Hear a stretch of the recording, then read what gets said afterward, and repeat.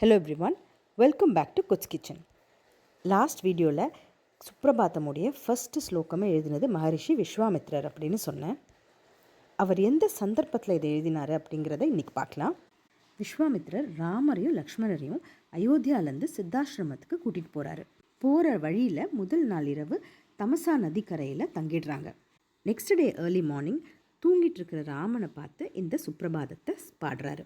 கௌசல்யா சுப்ரஜா ராமா. அதுக்கு அர்த்தம் கௌசல்யா பெற்றெடுத்த நல்ல பிள்ளையே ராமா.